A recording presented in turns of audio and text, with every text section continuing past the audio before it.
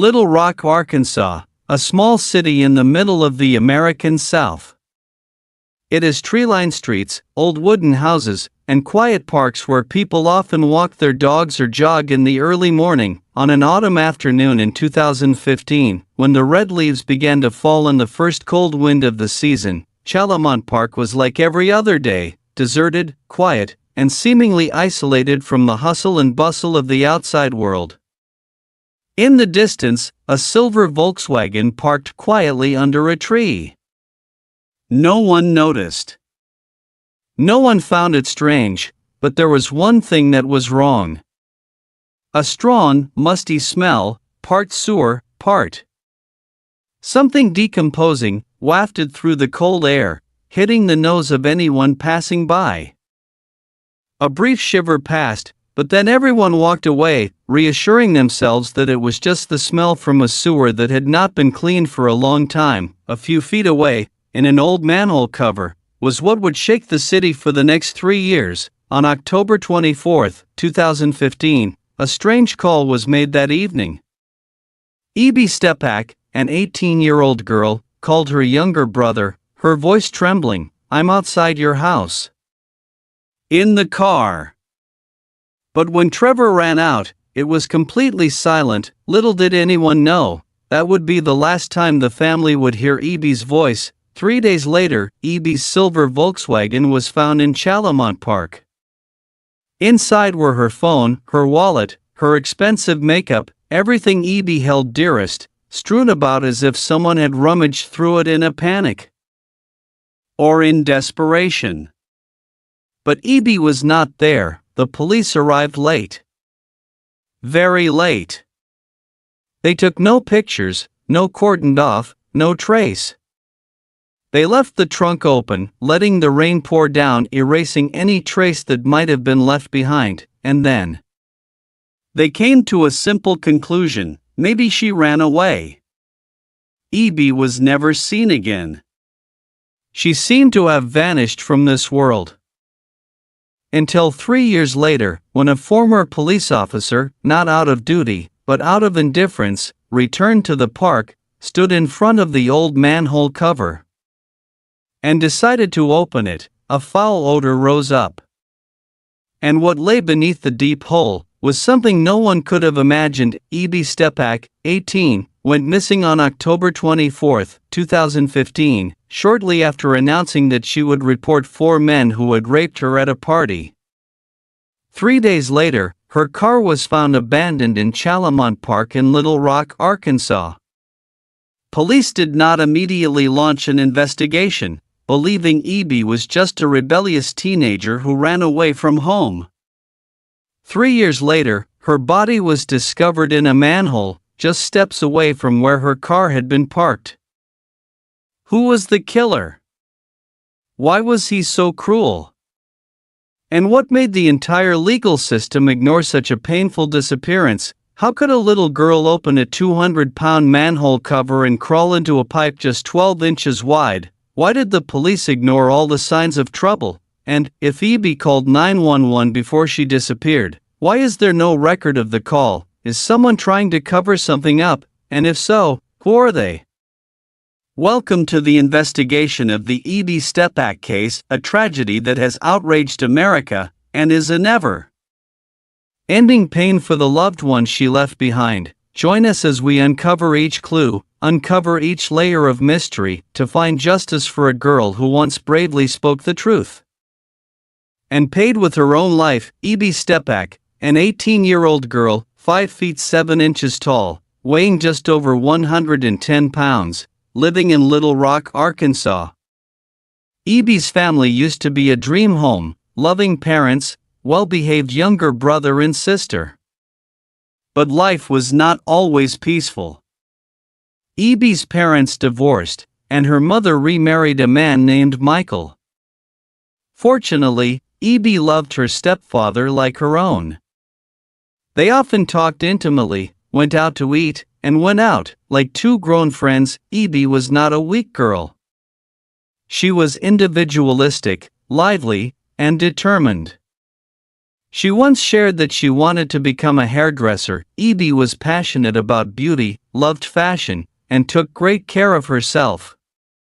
On the outside, she was a cheerful young woman, but on the inside, she was struggling with invisible pain, things that people only understood later. In 2015, E.B. left her parents' house to live with her grandparents, saying that she wanted to be independent. But from then on, she started hanging out with friends, going to parties, dropping out of school, and gradually drifting away from her previous gentle life. However, everyone knew that E.B. was an emotional person. Even when she was impulsive, she would visit her younger sister, text her mother, and talk to her stepfather. Until one fateful day, everything changed forever. On October 22, 2015, after a party, E.B. returned home in a state of panic, shaking and crying. She told Michael, her stepfather, that she had been sexually assaulted by 4 boys, and that they had even filmed it. She wanted to report it. Michael advised her to report it immediately, but E.B. asked for the night off to calm down. The next morning, E.B. texted Michael, "I'm ready. Come with me to the police station." But E.B. never arrived. Meanwhile, she texted at least 2 of the suspects, the people she said had hurt her. The content of the messages is unclear, but it seems she asked them to hand over the video. She may have been looking for evidence to report the assault. Then E.B. disappeared. The police did question the 4 after public pressure mounted. But they simply asked, "Did you do anything?" And when they said no, the investigation was over. They did not search their phones, they did not verify their evidence, they did not open a criminal investigation. The boys, whose names have never been revealed, disappeared from the law, leaving countless unanswered questions. E.B.'s silver Volkswagen was found in a deserted Chalamont Park. The interior was in disarray, with items strewn about.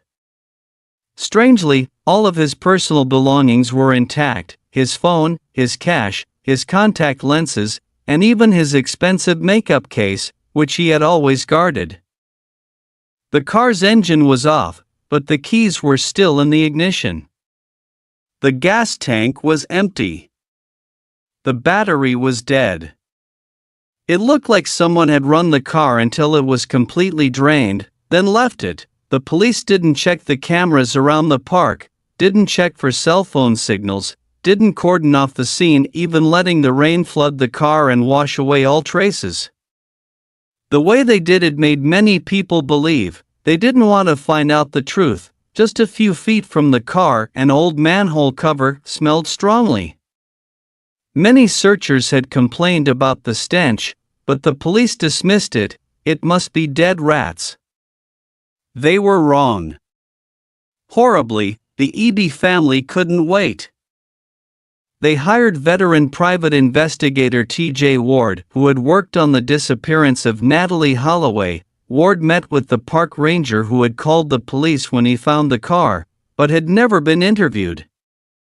He said he saw E.B. 3 times in the park, the last time the night she disappeared, with a guy named Eric, E.B.'s ex-boyfriend.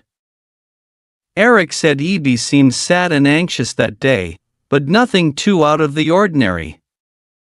She didn't talk about being attacked, nor did she mention plans to report anyone. Ward became suspicious. He returned to the scene and opened the old manhole cover. A narrow pipe, only a foot wide and nearly 80 feet long.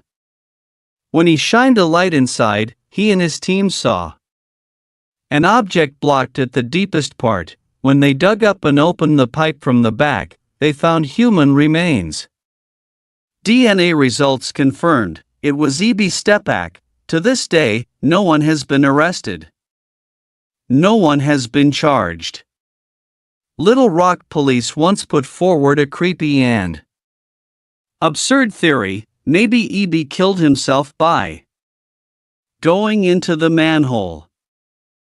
But the argument goes, a 110-pound, 5-foot 10-inch woman could not have opened a 220-pound manhole cover, entered the cramped pipe, closed it, and crawled 70 feet down. Moreover, Eby was planning to report the crime, not give up.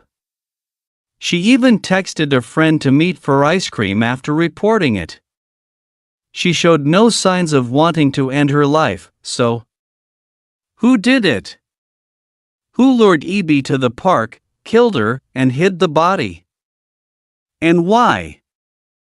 Many believe that the men who raped Eby were afraid of being reported. They may have had relatives in the police or the government, which would explain why all the investigations were inexplicably quashed. Maybe they lured Eby to the park, pretended to hand over the video, and then covered up the evidence. That is why the Eby Stepak case is not just a missing person case, it is a mirror of the ruthless indifference of a lax legal system where justice is only for the strong. There was no trial, no defendant, no sentence. All the Stepak family got back after 3 years of searching for their daughter was a cold notice: Eby's body found in a sewer. No arrests. No second summons. The police maintained their stance: there is no evidence of a crime. Eby tried to press charges. Eby called 911 twice, but there was no record of the call. She begged for protection from the very people who were supposed to protect the public, but was met with indifference. The day the body was confirmed to be Eby's, her mother, Lori, sat motionless in her small room. Her eyes were blank. "I knew she was there," she said, "but I didn't expect it to be right under everyone's feet. A death without an explanation. A pain that no one was responsible for. A justice that never came." Less than a year after Eby's body was found, the Stepak family suffered a second shock. Trevor, Eby's younger brother, died of a sudden heart attack, 2 children gone within 4 years. "I don't believe in light anymore," Lori said. "Every morning I wake up and ask myself, how am I still alive? The house that was once filled with laughter is now filled only with the sound of wind coming through the windows." A photo of Eby in her graduation cap still hangs on the wall, right next to her favorite dressing table. Neighbors still talk about a beautiful girl who used to ride her bike around the park, dream of opening a hair salon, and cry over a sad movie. But then one day, as if an invisible door opened, swallowing all her dreams, and no one could stop it. The articles about Eby are getting less and less frequent. But for her mother, the pain never goes away. Eby's death is more than a personal tragedy, it's a chilling reminder of how society treats victims of sexual abuse. Eby tried to speak out, but no one believed her. No one helped her. They said she was just a rebellious kid, she ran away, she went to parties, anything could happen. When a woman has the courage to speak out, the first thing she faces is not justice, but suspicion. The police said, "She's 18, she doesn't need a guardian." They said, "There's no sign of abduction." They said, "She probably ran away." How many girls like Eby have had their cries for help ignored? How many families like the Stepaks have been left behind? Groping in the dark, this is not just a case. This is a collective failure of a system that once vowed to protect its citizens. Some pains are not expressed in tears, but in the silence of an entire house. If only one person had spoken up sooner, would the tragedy have happened? A girl who dreamed of becoming a hairdresser. A fateful night. A sewer. And the cold indifference of an entire city. Eby Stepak, that 18-year-old girl, was not protected. But her story could be a wake-up call for this society to start listening to the smallest cries, before it is too late.